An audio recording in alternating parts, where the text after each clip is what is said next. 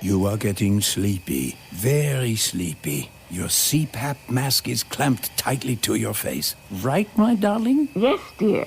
You will not toss and turn through the whooshing. You will not throw the mask. You will not dislodge the hose and blast air all about the bedroom.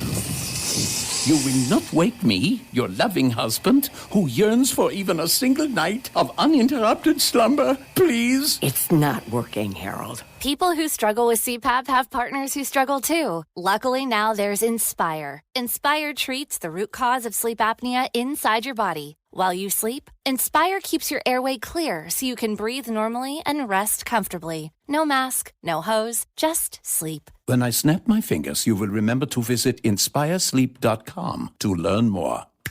Inspire. Sleep apnea innovation. Inspire is not for everyone. Talk to your doctor to see if it's right for you and review important safety information at inspiresleep.com. The Shark Deck. Johnny Mac with your daily comedy news. Late night writers on strike. The Late Bot said to see Ron DeSantis announced he's running for president on Twitter. Finally, a candidate who's mastered the art of making big decisions in 280 characters or less.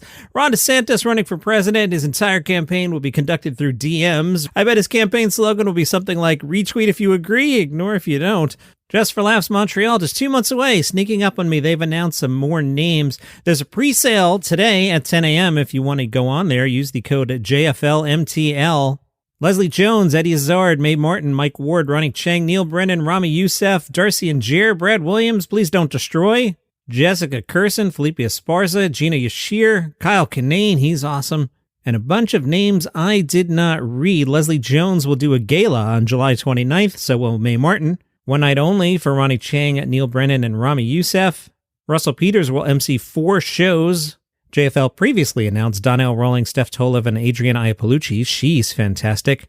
The Just for the Culture show at Club Soda will have Alonzo Bowden, Gianmarco Ceresi, who killed last year, Nicole Johnson, and Malik Elisal. I'm planning on deep diving on Montreal tomorrow. Today, candidly, I have to get the podcast down. I actually have to go to a meeting for once. Can you believe it? I know, even Johnny Mac has to work sometimes. Variety caught up with Wanda Sykes. In her new special, she does a run of jokes related to the trans community, and Wanda said, I knew it's such a delicate issue to talk about. I'm not trans, but they have my support 100%. I wanted to find something where I can shine some light on what they're going through to show how stupid and hateful it really is. I was in a woman's bathroom one time, and I was like, who would want to come in here anyway? It was like, I kind of want to go check out the men's room. Sometimes it's even cleaner. That's how that whole bit started. I've always been grossed out by bathrooms. Variety asked, do you feel that because your special is a Netflix special that you have to do the topic because Chappelle, et cetera, et cetera? And she said, I don't know about balancing it out because I think what he said was so hurtful and damaging to the trans community. So yeah, the scale's still tipped. But I know I wanted to say something because so much has been said on that platform, meaning Netflix. I definitely wanted to say something on the other side of it. They asked if she knows Dave, and she said, we started doing stand-up together in D.C. Yeah, go way back. Has she spoken to Dave Chappelle about this? No. Long pause. I mean, it's not intentional, you know. I still love the guy, but I haven't had a chance to talk to him. If our paths did cross, I totally would say something. Variety said there's been a real backlash among some comedians about so-called woke comedy. Wanda Sykes said it's pretty funny. If you want to give me the label of a woke comic, that's fine. That's great. What makes me laugh is that they say it like an insult. Oh, they're woke. Thank you. Yeah, I read some stuff from time to time. Yeah, I know a few things. It's not an insult at all. I mean, George Carlin, he was woke. Richard Pryor, woke. Bill Hicks, woke. It's almost like they're angry that we're evolving. It's sad, really. Whitney Cummings told OK Magazine, it's always been hard to be a comedian. In some ways, it's easier than ever because you can build up and engage an audience on social media. You don't have to wait for Johnny Carson or Jay Leno or David Letterman to make you famous. Comedians have always been physically attacked, including Rodney Dangerfield and Jim Jeffries. But after the Chris Rock nightmare and this nonsense narrative that comedians are bullies, it seems to have escalated. She said, the great part of being a comedian today is you don't have to wait for Hollywood to pick you and then censor you. Most comics have podcasts and can do what they want without all the gatekeepers. I think, if anything, it's hard to be a human in this day and age in any job, and it seems we have a low chance of being replaced by robots.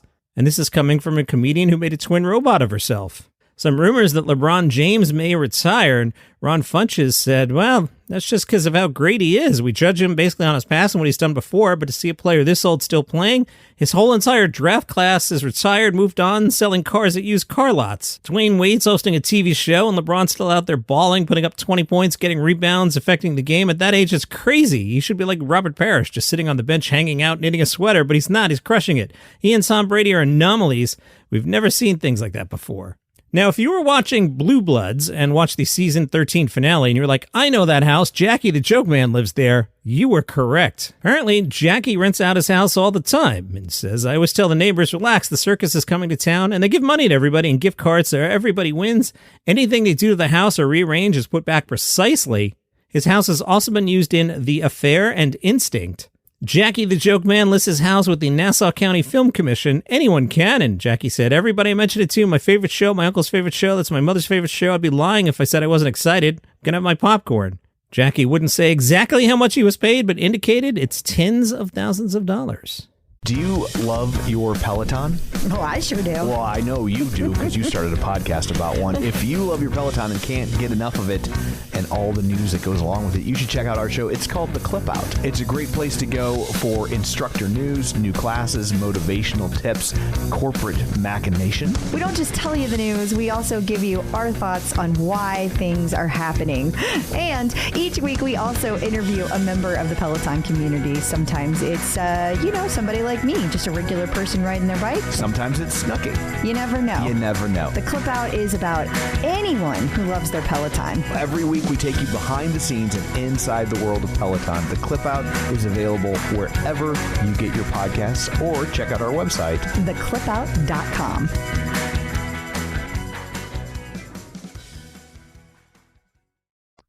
Only a few days left of the New Zealand International Comedy Festival, and it's been an amazing run of Southern Hemisphere comedy, right? We had Melbourne and then Sydney, and Sydney overlapped with New Zealand. But after this weekend, Johnny Mac's going to have to focus on North American comedy once again. But New Zealand's not over yet. If you can make it down there tomorrow, go see Paul Douglas. His show's called The Thirst for the Worst.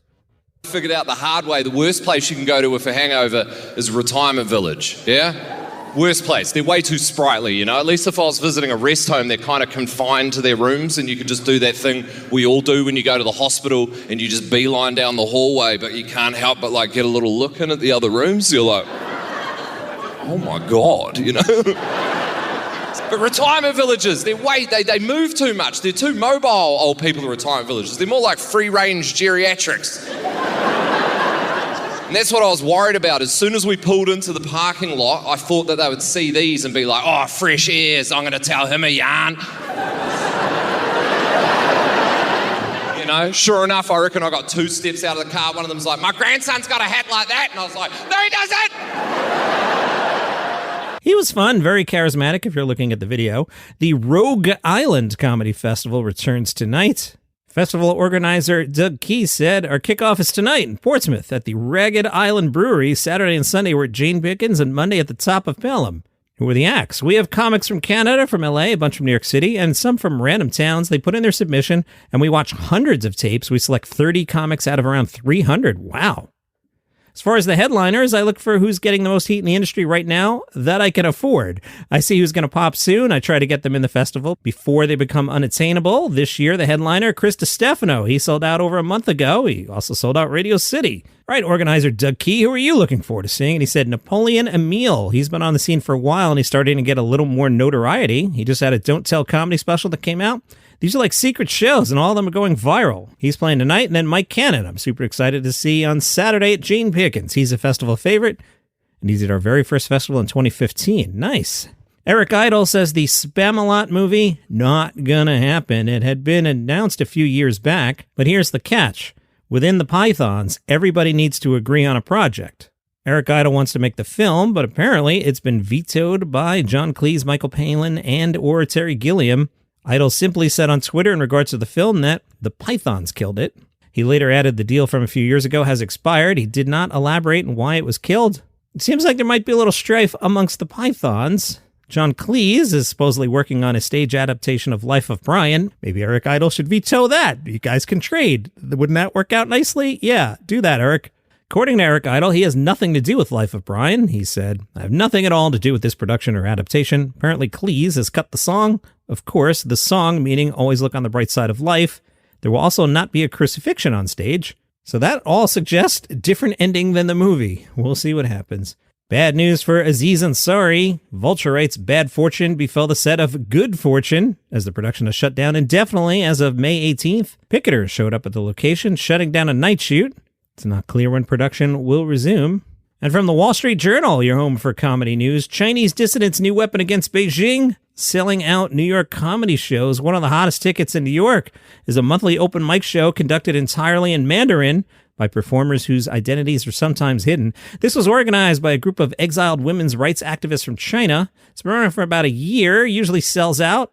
Recently, the website crashed because every seat was snatched up inside 60 seconds. The performers are amateurs, a mix of students, young professionals, and activists. On a recent show, a black-clad young Chinese woman riffed on the idea of one of her friends telling her to go back to China to return home as a citizen of a powerful country rather than remain a second-class citizen in the U.S. The comedian joked, "Yeah, I'm a minority here, but if I go back to China, I'm still female, right?" That's your comedy news for today. Follow the show for free on Apple Podcasts, Spotify, on YouTube. You're going to smash the like button and subscribe and ring the bell and all the stuff the kids do, right? Yes, sure. Why not? See you tomorrow. Can I interest you in some meatballs made out of mammoth meat? No? All right, hi, I'm Johnny Mack, host of 5 Good News Stories. It's a twice-a-week podcast where I share some upbeat stories like the dog who only will respond to commands if you use an Irish brogue. Or what about the guy who's filling potholes with noodles? Or the woman who, congratulations, she passed her driver's license. Oh, by the way, it was her 960th try. You heard me correctly. It's 5 Good News Stories. Nice, easy way to start your morning. 5 Good News Stories. The number 5 Good News Stories, wherever you get your podcasts.